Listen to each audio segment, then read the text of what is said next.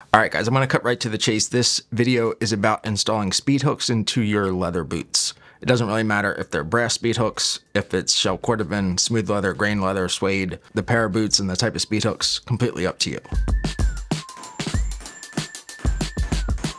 The reason that I wanted to do this is, firstly, like in all my boots, I really do prefer speed hooks, except for a boot like this, but that's a separate topic. When I got this pair of boots from Acme Shoemaker, they had made this boot specifically for me for the US Trunk Show back in October.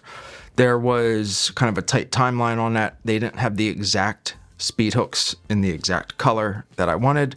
So the plan was, let's not put anything on them. And when the time is right and I find the speed hook that I want, I'm going to go ahead and install it myself. Now, I found this specific speed hook as well as the tools that I need for it from Weaver Leather Supply. This is a very high quality craftsman website and leather working website. So they've got a lot of speed hooks, eyelets, all the tools and all the dies to go ahead and install them, and anything else that you could possibly ever think of that you would need, they have it for leather working. When it comes time to installing these, there are a few things that you really need to keep in mind with the speed hooks, and I'll kind of get into a close-up here of those actual tools in a second, but actually let's get that out of the way now, and I'll also explain why I prefer speed hooks to eyelets. Since I have a taller instep, it makes life much easier whenever I have speed hooks on a boot because it's just fewer eyelets that I have to unlace and then relace and then unlace and relace again whenever I want to wear a boot or take the boot trees in or out of that pair of boots. When picking out the speed hook for your boot, make sure that you pay attention to the size of the post at the back of the speed hook. So like the length and the diameter. You don't want anything that's too narrow or too short or too long or too wide, because this is all going to impact how securely you can fix this to the leather.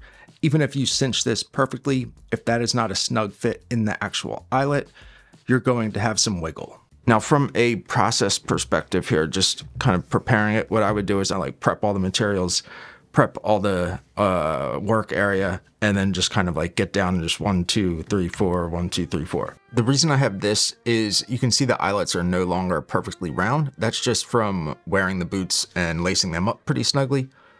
What I'm going to use this all for is to get those eyelets back to a perfectly round shape, and then that'll ensure that the post on the back of the speed hook is able to slide in and have a secure fit without any wiggle room.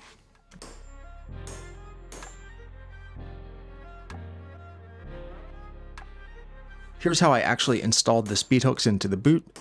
You'll notice the die cast mold, which is the black metal on either side of the boot. The one part holds the speed hook in place so that as you're striking it, you're not getting any movement where it's placed or the direction that it's placed. The setting screw, which is on top or coming from the inside of the boot out, that's what's actually flattening that speed hook post so that it is securely fitted to the actual upper of the boot.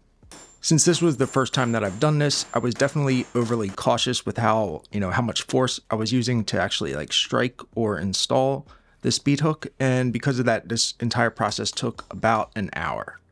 Now that I've done it and I'm a little more comfortable, I could definitely make faster work of it, but I would give you the same advice that I gave myself, and I would continue to take that, which is kind of measure twice, measure 3 times, measure 4 times, and then you got to strike it once.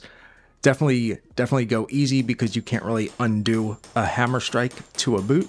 So it's always advisable to take your time, and if you need 10 strikes your first time around instead of just 3 to install this, that's not that big of a deal.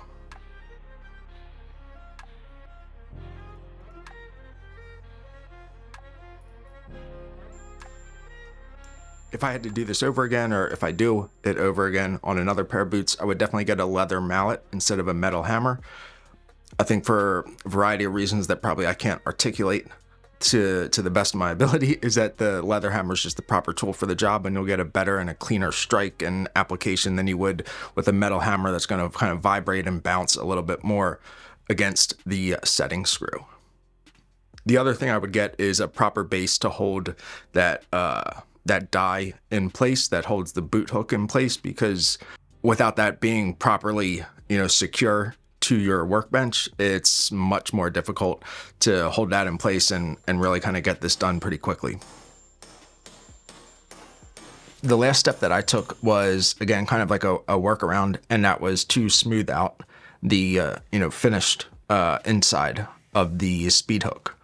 I just used like various levels of like 1,000, 1,500, and 3,000 sandpaper just to kind of get any like sharp edges off of the inside of that boot hook. I'm sure like a professional cobbler or an actual bootmaker may have a better tool to use for that, but for me, the main reason that I was using that is when you actually like hit the setting screw into it, it's shaving off very slight, very tiny pieces of that brass or of that metal, and that could leave like a very like sharp edge. Overall, I think these turned out really well. I really like the speed hook, the color, the size, and I think I did a fair job at installing them. I'm curious to see if you think the same. I don't know that I would recommend anybody else necessarily going through this process, but that's part of the journey here for me, is I just like to experience and teach myself new things related to, traditional footwear, menswear. It's something that is part of why I enjoy this hobby. I would say for 99% of us though, going to a cobbler and having a professional install them, make easy work of it for a reasonable price is definitely probably the right path to go.